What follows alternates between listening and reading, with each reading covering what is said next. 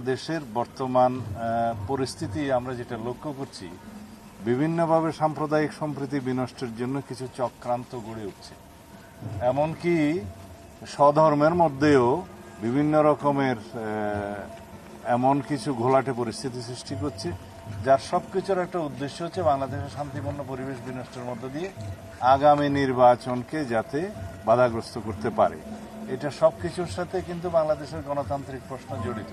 তো সেই জন্য আমরা মনে করেছি যে যথেষ্ট সময় আগে থেকেই যেন আমরা এগুলোর বিষয়ে সতর্কতা অবলম্বন করি এবং সহযোগিতার হাত বাড়াই। আমরা বাংলাদেশ জাতীয়তাবাদী দলের পক্ষ থেকে অতীতের মতো সব সময় আমরা বাংলাদেশের এই হিন্দু ভাইদের বোনদের যে সর্ববৃহৎ ধর্মীয় উৎসব দুর্গাপূজা পালনের জন্য আমরা সহযোগিতা করে এসেছি অতীতেও।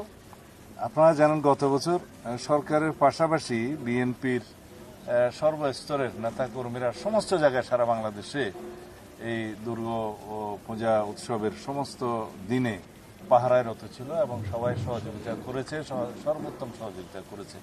এইবারও আমরা জাতির কাছে এই বার্তাটা দিতে চাই যে বাংলাদেশে ধর্মীয় সম্প্রীতি বজায় থাকবে, সাম্প্রদায়িক সম্প্রীতি বজায় থাকবে। কোন রকমের সাম্প্রদায়িক সম্প্রীতি বিনষ্টের জন্য যারাই চেষ্টা করবে তাদেরকে শক্ত হাতে প্রতিহত করা হবে। সেটা সরকারের অবশ্যই উদ্যোগ আছে এবং সরকারি দায়িত্ব আছে। আমরা বাংলাদেশের সচেতন নাগরিক হিসাবে এবং সচেতন রাজনৈতিক কর্মী হিসাবে আমরা নিজেরা এবং আমাদের দলের সবাই এই শারদীয় দুর্গাপূজা উৎসবের শান্তিপূর্ণভাবে যাতে পালিত হয় এবং সম্প্রীতি বজায় থাকে সেজন্য সর্বোচ্চ চেষ্টা করব, সহযোগিতা থাকবে।